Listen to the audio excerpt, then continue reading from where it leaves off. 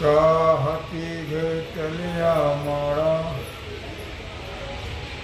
फिटे सर्पभासाचा कंटाळा तैसा माझे निबोधे टवाळा नागरी। भगवान सिद्धेश्वराच्या श्रीमकृपेनं श्री रुक्मिणी पांडुरंगाच्या चरणावर बसून श्री सद्गुरु ज्ञानेश्वर महाराज, श्री जगद्गुरु तुकाराम महाराज, श्री संत एकनाथ महाराज यांच्या चरण सानिध्याने आपण सर्वजण मिळून महान ग्रंथराज ज्ञानेश्वरीच्या 15व्या अध्यायाच्या 560 ओळीचा आपण विचार करतो आहोत। का हाती घेतलिया माळा फिटे सर्पभासाचा कंटाळा तैसा माझी बोधे टवाळा नागवेग। भगवान सांगतात, अर्जुना, माळ घेतल्यानंतर जसं सर्पाचा भ्रम जातो, हातात माळ घेतल्यावर सर्पाचं भय जातं, त्याप्रमाणे माझं ज्ञान झाल्यानंतर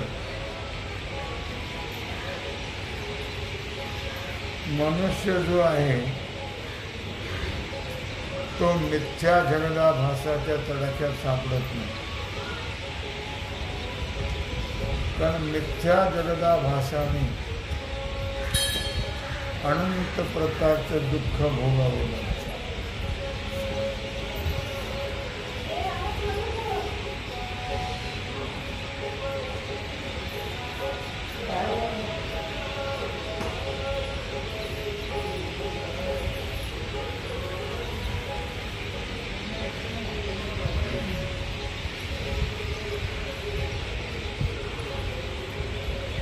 जोपर्यंत जगताचं मिथ्यात्व कळत नाही तोपर्यंत तादात्म्य जात नाही। तादात्म्य गेलं नाही तोपर्यंत जन्म मरण सुख दुःख पाप पुण्य हे जात नाही। म्हणून जगत हे भास आहे, संसार हा भास आहे। त्याला दृष्टांत दिला, दोरीवर भासलेला सर्प जोपर्यंत दोरीचं ज्ञान होत नाही तोपर्यंत त्याने भय होणार, दुःख होणार। पण दोरी कळाली की सर्पाचा भ्रम जातो आणि दुःख भय जातो। भगवान असंमूढ म्हणजे ज्ञान या शब्दाचे व्याख्यान करतात। जसं माळ हातात घेतल्यावर म्हणजे फुलाचा हार हातात घेतल्यावर सर्पाचा भास राहत नाही, त्याप्रमाणे स्वस्वरूपाचं म्हणा, आत्मस्वरूपाचं म्हणा, ब्रह्मस्वरूपाचं म्हणा, यथार्थ ज्ञान झाल्यानंतर जगदाभास राहत नाही। आभास आणि दुःख एकाच अर्थाचे शब्द आहे। संसार हा मिथ्या जरी असला आभास रूप जरी असला तरी दुःखाचं मूळ संसार आहे आणि तो मिथ्या आहे. तो खरा असला तर काही हरकत नाही, पण नाहीच आहे. आणि नसणारा संसार दुःखाचं मूळ आहे. संसार हा सुखाचा होत नाही. ज्याच्यामध्ये दुःख आहे तिथं सुखाचा कसा होईल? म्हणून माऊलीने एका ठिकाणी म्हटलेलं आहे, म्हणून मृत्यूलोकी सुखाची कहाणी ऐकी येईल कवनाचे श्रवणी. तुम्ही ज्ञानेश्वरी वाचत नाही त्यामुळे लक्षात येत नाही. ज्ञानेश्वरीचं वाचन सारखं केलं पाहिजे. आपल्याला मागे 17 ठिकाणी असतात तर कुठं वाचतात? आपल्याला गाथा वाचायला वेळ नाही, ज्ञानेश्वरी वाचायला वेळ नाही, रामरक्षा, हरिपाठ, हनुमान चालीसा काही करायला वेळ नाही आपल्याला. आणि आपल्या मागे 17 कुठाने 18 भानगडी. त्याच्यामुळे आपल्याला काही वेळ नाही आहे.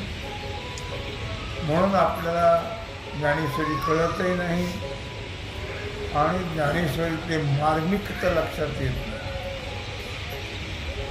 म्हणून मृत्यूलोकी सुखाची कहाणी.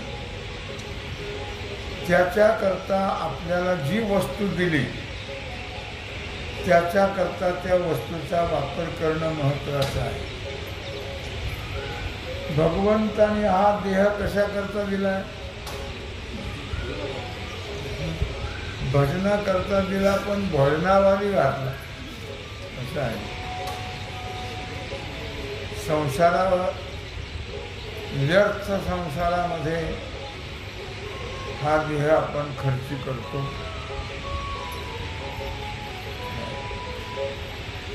पहा, अनेक लोक जबाबदारी संपली तरी मरेपर्यंत सोडत नाही येत लक्षात. ठीक आहे बुवा, आता निदान संपल्यावर तरी परमार्थ करावं का? तेही नाही.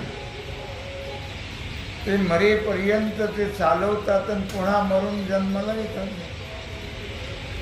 हे दुःख भोगत राहतात. म्हणून 9व्या अध्यायामध्ये 501 ओवीतून सांगतायत माऊली, म्हणून मृत्यूलोकी सुखाची कहाणी ऐकी येईल कवनाचे श्रवण. कैची सुखनिद्रा अंथरुणी इंगळाच्या. म्हणून या मृत्यूलोकामध्ये सुख हा प्रकारच नाही. आजपर्यंत या संसारामध्ये कोणाला सुख मिळालं नाही, मिळणारही नाही. की नाही तिथं कसं मिळेल? जिथं जी वस्तू नाही तर तिथं ती आम्ही वस्तू शोधतो आहोत आणि शोधून शोधून मरून जातो. सर्व सुखाची या आशा का भोगात गेला? भोगात नाही गेला, सुखाच्या आशेत गेला. तर आपल्याला काय वाटतं तो भाग वेगळा. पण महाराज तरी म्हणतात सर्व सुखाची या आशा जन्म गेला. सुखाच्या आशेत याच्यात मिळेल, त्याच्यात मिळेल, त्याच्यात मिळेल, त्याच्यात मिळेल असं करत करत आयुष्य काय बसून राहतं नाही. आयुष्य तर एक दिवशी संपणार आहे. ते कोण दिवशी संपणार तेही आपल्याला माहीत नाही. आयुष्य काही बसून राहत नाही. पण मनुष्य सुखाकरता प्रयत्न करत राहतो. जसं मिरच्याच्या बाजारात पेढे शोधल्यासारखं. मिरचीच्या बाजारात पेढे शोधत होता मनुष्य. शहाणा म्हणावं का मूर्ख म्हणावं बघा. तसे या संसारामध्ये जे सुख शोधतात त्याला काय म्हणावं ते तुम्हीच म्हणा झालं. म्हणून मृत्यूलोकी सुखाची कहाणी नाहीच आहे. संसार दुःख मुळ चहूकडे इंगळ, विश्रांती नाही कोठे रात्रंदिवस तळमळ. काम क्रोध लोभ सुनी पाठी लागले ओढाळ, कवणामी शरण जाऊ दृष्टी दिल निर्मळ.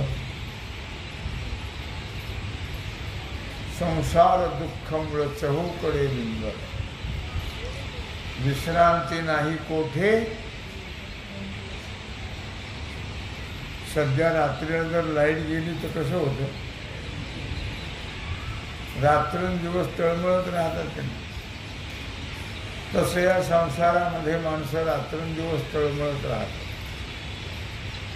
तडफडत राहतात. मिळत तर काहीच नाही. हातात काय आहे? हातात काहीच नाही. जोशीबा म्हणतात हातात काही नाही. काय कोणाच्या असं मुखातून ऐकलं का तुम्ही? काय म्हटलं? मृत्यूलोकी सुखाची कहाणी ऐकेल कवनाचे श्रवणी. असं कोणाकडून तुम्ही ऐकलं का की बा आम्हाला सुख मिळालं बरं का, वर्ग झालं सुख मिळालं, त्याचं लग्न झालं सुख मिळालं, पैसे मिळाले सुख मिळालं, बंगला बांधला सुख मिळालं, गाडी घेतली सुख मिळालं, निवडून आले सुख मिळालं. काय झाल्यावर सुख मिळतं? काहीच झाल्यावर सुख मिळत नाही. काहीच झाल्यावर सुख मिळत नाही. काही पक्षांनी तर वायदा केलाय समाजाशी, आम्ही गोमांस बंद करणार नाही असा वायदा केला. आम्ही गोमांस बंद करणार नाही, गोहत्या बंद करणार नाही, लोकाला गाईचं मांस खायला लावू, असं काही पक्षाचं म्हणणं आहे. त्यांनी फक्त निवडून येऊ द्या. नाही राम मंदिर जागर पुन्हा मशीद बांधली तर मग आम्हाला नावच घेऊ नका, हेही जाहीर करतायत ते. आता हिंदूला जर लाज वाटली तर देतील मतं हिंदुत्ववाद्याला. जर त्यांचं वाटोळच करून घ्यायचं असेल तर कुणालाही देतील. काय तेव्हा मी कसं सांगितलं आहे की या मृत्यू लोकांमध्ये कोणी जरी झाला तरी सुखाची कहाणी ऐकीतील कवनाचे श्रवण. आजपर्यंत तरी कोणाच्याही मुखातून मला सुख ही गोष्ट ऐकायला मिळाली की आम्ही अमुक झालं ना आम्हाला सुख मिळालं, असं कधीच झालं नाही. लक्षात. त्याला दृष्टांत दिला. कैची सुखनिद्रा अंथरुणी इंगळाच्या. इंगळ म्हणजे खैराचे निखारे, कोळसे, काळे नाही लाल. एकाच्या घरात खूप ढेकणे झाले,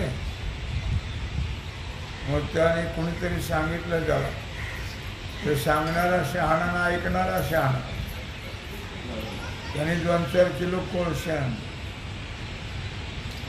तुम्हाला ढेकणं चावायचं नसतील आणि चांगली झोप यायची असेल तर एक काम करू. ते म्हणले काय करू? कोळशा म्हणले चांगले, ते लाल पेटव आणि त्याच्यावर गादी टाक आणि झोप. असे माऊली म्हणतात. कैसी सुखनिद्रा अंथरुणी इंगळाच्या. इंगळ म्हणजे लाल झालेले कोळशाचे निखारे. त्याच्यावर जर अंथरून टाकून झोपला तर सुखाने झोप येईल नाही का कायमचा झोप येईल. ज्याला परमात्म्याचं ज्ञान होतं त्याचा संसाराचा भ्रम झाला. ज्याला ज्ञान होत नाही त्याचा भ्रम जातच नाही. म्हणून मनुष्याने एनकेन प्रकारेण परमात्म्याचं ज्ञान करून घेण्याचा प्रयत्न करावा. एनकेन प्रकारे आपल्याला वाटतं आमचं काय आडलो मग त्याच्यावर, म्हणून माणसं काही प्रयत्न करत खोट्या संसाराकरता जेवढं झटतात झगडतात प्रयत्न करतात तेवढे परमार्थाकरता प्रयत्न करत नाही येत. म्हणून दुःख काही संपत नाही. आणि म्हणून ज्याला ज्ञान झालेलं आहे ते त्यात पुन्हा अडकत नाही. लेणे सोनेचे जो जाणे तो लेणे पण ते वाव म्हणे, तेवे मी जाणून जेणे वाळीला भेद.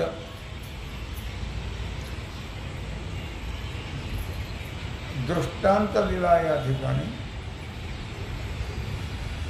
लेणे सोनेची जो जाणे तो लेणे पण ते वाव म्हणे. ज्याला सोनं कळलेलं आहे तो अलंकाराला महत्व देत नाही. अलंकार म्हणजे आकार वेगळे वेगळे जरी असले तरी त्यात काय आहे, सोनं आहे. आकार जरी वेगळे वेगळे असले तरी त्यात सोनं आहे. त्या सोने आकाराला तो महत्व देत नाही. ज्याला सोन्याची नजर आहे तो, आम्ही दुकानात गेल्यानंतर महत्व कशाला देतो, सोनार देतो का? तो देत नाही सोन्याला महत्व, आकाराला महत्व. तो सोन्याला महत्व देतो. तुम्हाला काय घ्यायचं ते घ्या, पण भाव असा आहे कोणतंही घेतलं तरी कमी जास्त भाव नाही. सोनं येते तो सोनं या दृष्टीने पाहत आणि बाकीचे अलंकार या दृष्टीने पाहतात. लेणे सोनेचे जो जाणे, ज्याला अलंकार हे सोनं आहे असं कळलं तो लेणे पण वाव म्हणे. तो अलंकाराला महत्व देत नाही आणि दागिने घालून गळ्यात उगीच धोका पत्करत नाही. आम्हाला इतकी हौस की बोलायचं कामच नाही. हो, लोकांना आणि दाखवायचं लोकांना पण माझ्या गळ्यात किती सोनं आहे आणि ते तोडून नेलं की मग शिमगा करत बसायचं. सध्या तर ते काम जोरात चालू आहे कारण भाव 70च्या पुढे घेणं आहे. त्याच्यामुळे यांना विचारत होतो आडीत बाई काय मी काय सांगतो आहे लक्षात ठेवा. आमचे गुरुजी एक दृष्टांत सांगायचे.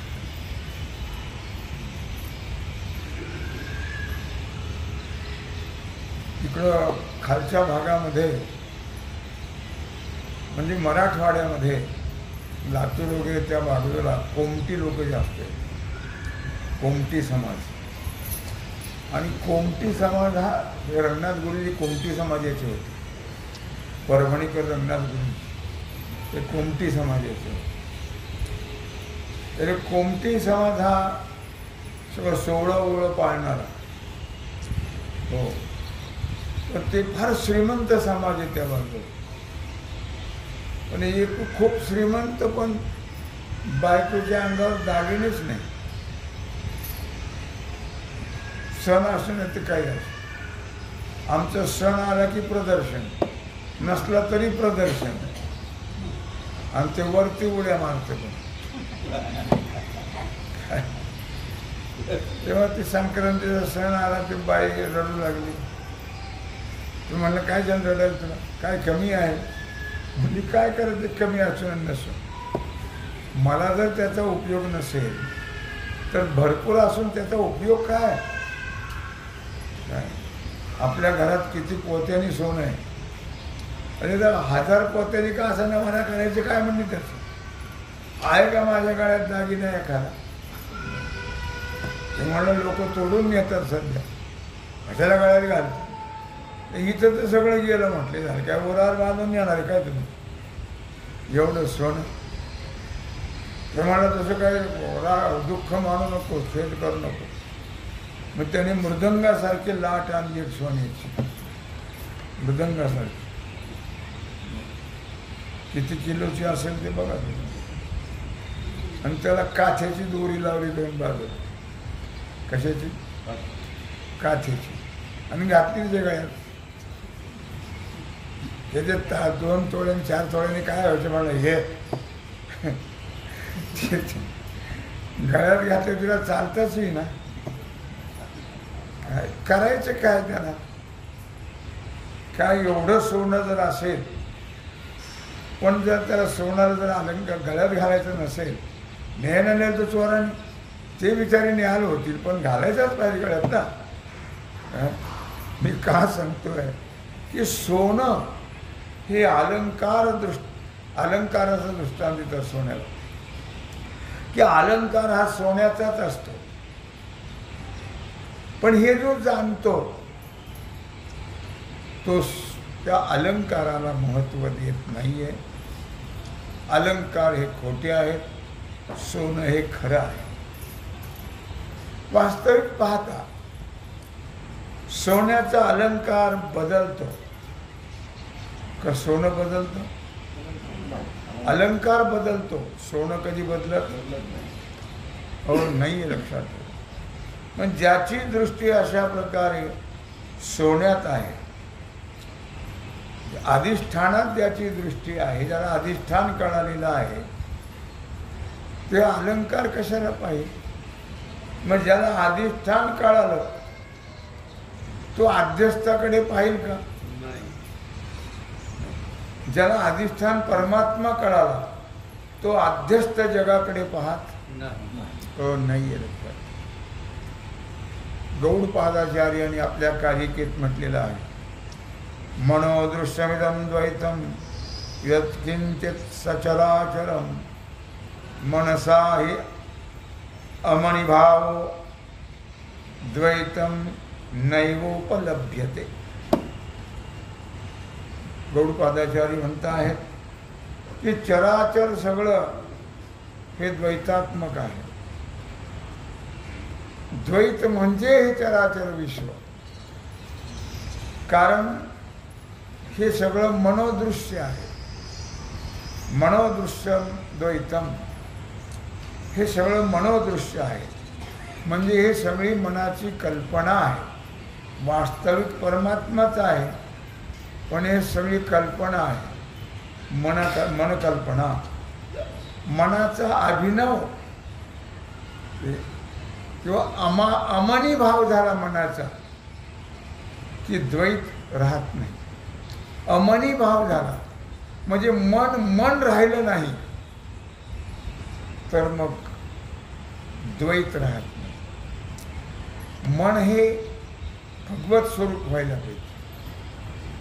मन राहता कामा नाही. जोपर्यंत मन आहे तोपर्यंत जन्म मरणाचं दुःख संपणार नाही लक्षात. जोपर्यंत द्वैत संपणार नाही, पण मन संपलं पाहिजे. मन हे राम झाले, मन हे राम झाले, प्रवृत्ती ग्रासून कैसे निवृत्तीशी आले. मन हे परमात्मा स्वरूप झालं पाहिजे की मग त्याच्यामध्ये कुठल्याही प्रकारचा भेद राहत नाही. कारण दुःख, जन्म, मरण, पाप, पुण्य हे सगळ्या गोष्टी भेदामध्ये आहेत. परमात्मा स्वरूपाच्या ठिकाणी हे काहीच नाही लक्षात घ्या. म्हणून अधिष्ठान कळावं, अध्यस्त मग नष्ट होतं. अध्यस्त हे भ्रमात्मक आहे. अध्यस्त म्हणजे कल्पित. मग म्हणी सर्वत्र सच्चिदानंद. ज्यावेळी अधिष्ठानाचं ज्ञान होतं आणि कल्पित जातं त्यावेळी मग म्हणे सर्वत्र सच्चिदानंद, मीच एक स्वतः सिद्ध. जो आपण नशी भेद नेनोनी जाणे. आपण कोण आहोत हे तर कळलं माणसाला. आपण कोण आहोत? आपण सच्चिदानंद घन परमात्मा आहोत लक्षात. एवढं कळलं की काम झालं. मग काही करायची गरज नाही. पण कळत आपल्याला कळलं आता आपण कोण आहोत? सच्चिदानंद घन आहोत आपण. कळलं की नाही? कळलं. कळलं का पटलं? कळलं. पटलं नाही, पचलंही नाही आणि निश्चय झाला नाही. म्हणून कळूनही उपयोग नाही नुसता. कळून ते अनुभवात उतरलं पाहिजे, त्याला महत्व आहे. नुसतं कळून नाही. कळायला पुष्कळ आपलं सगळं कळतं म्हणा, काय आपल्याला काय कळत नाही. काही लोक म्हणतात ज्ञानेश्वर काय चाललंय मंदिरात? ज्ञानेश्वरी आम्हाला माहिती आहे. काय म्हणतात? आम्हाला माहिती आहे. चांगली गोष्ट तुला माहिती आहे काय? तेव्हा मग म्हणे सर्वत्र सच्चिदानंद, मीच एक स्वतः सिद्ध. मग तो आपणासह भेद न जाणून मला जाणतो भगवान. स्वतःसह भेद न जाणता मला जाणतो. आणि तो म्हणतो सर्वत्र माझ्यासह सगळीकडे सच्चिदानंद परमात्मा आहे, असं तो अनुभूतीनं सांगतो. सच्चिदानंद अंबाबाई हो करी कृपा, असं मोठे नामदेव आहे. मग तो सच्चिदानंद परमात्मा सर्वत्र अनुभवात येतो. कळून महत्व नाही, अनुभवात आला पाहिजे. भ्रम गेला पाहिजे. भ्रम गेला की भेद जातो. भेद गेला की सच्चिदानंद परमात्मा अनुभवाला येतो. या ठिकाणी सत, चित आणि आनंद तीन पद आहेत. या ठिकाणी तीन शब्द आहेत. माऊली ज्ञानराजाने अमृतानुभवामध्ये 5व्या प्रकरणात त्याचा खूप विस्तार केला, या सच्चिदानंदाचा. हे सच्चिदानंद जरी भिन्न भिन्न पदे असले, दिसत असले, तरी अर्थ त्याचा एकच आहे. सत म्हणजे त्रिकालाबाधित परमात्मा, चित म्हणजे ज्ञानस्वरूप परमात्मा, आणि आनंद म्हणजे आनंद स्वरूप परमात्मा. तीन पद जरी असले तर त्याचा अर्थ एक आहे, परमात्मा. कांती काठिण्य कनक, तिने मिळवणी कनकाची एक. द्राव गोडी पियुख, पियुखचे देवी. कांती तेज, कठीणपणा, सोनं, तीन जरी नावं असली तरी अर्थ एकच येतात. द्रवत्व, गोडी आणि पियुख, तीन नावं असलं तरी अर्थ एकच आहे, अमृत. अर्थात जसं कांती काठिण्य आणि तेज मिळून सोनच आहे, किंवा द्रवत्व, गोडी आणि अमृत हे तिन्ही शब्दाचा अर्थ एकच आहे. त्याप्रमाणे सच्चिदानंद या तिन्ही पदाचा अर्थ एकच आहे, परमात्मा. दुसरा अर्थ नाहीये. एरवी सच्चिदानंद भेदे, चालिली तिन्ही पदे, परी तिन्ही उणी आनंदी केली येणे. 12व्या अध्यायातली ओवी 186. एरवी